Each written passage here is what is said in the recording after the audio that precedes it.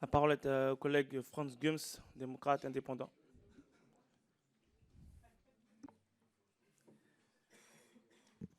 On lui redonnera la parole lorsqu'il reviendra. Il est là. Non, je suis là. Ah, très bien, Oui, oui, on pardon. était inquiet. Monsieur le président de la commission, monsieur le président de la délégation Outre-mer, mesdames, messieurs les invités, chers collègues, tous les pays du monde sont confrontés au défi de la gestion de déchets de toutes sortes, y compris les eaux usées. Il me semble... Alors, il ne faut pas que... Il me semble que plus un territoire est petit, plus la difficulté est grande de trouver un bon rapport entre efficacité et coût. En Outre-mer, les situations sont très différentes d'un territoire à l'autre. C'est pourquoi la mise en place de mesures pour l'amélioration de la gestion des déchets devra être territorialisée, à mon avis. Permettez-moi de prendre comme exemple les deux îles que je connais le mieux, Saint-Martin et Saint-Barthélemy. D'un côté, Saint-Martin enfuit la quasi-totalité de ses déchets.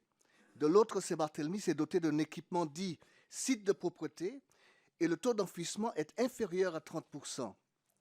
Mais compte tenu de la taille de l'île, elle devra faire face à un volume de déchets ménagers en augmentation, ce qui va créer un risque de saturation dans pas longtemps.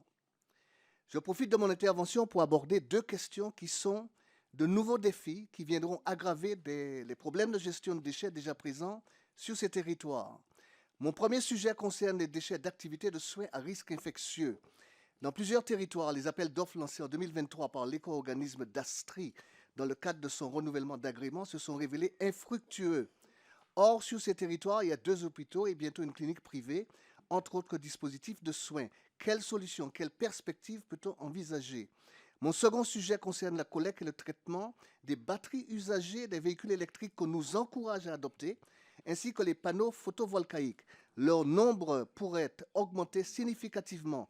Il n'existe actuellement dans la zone Caraïbe aucune filière de recyclage pour ces déchets dangereux et non dégradables. Et surtout, leur exportation par bateau est chère et compliquée. Comment anticiper la gestion de ces nouveaux types de déchets dans des territoires déjà en retard? N'est-il pas pertinent que la réflexion soit engagée pour trouver des solutions de mutualisation à l'échelle de la zone Antilles-Guyane? Merci pour le groupe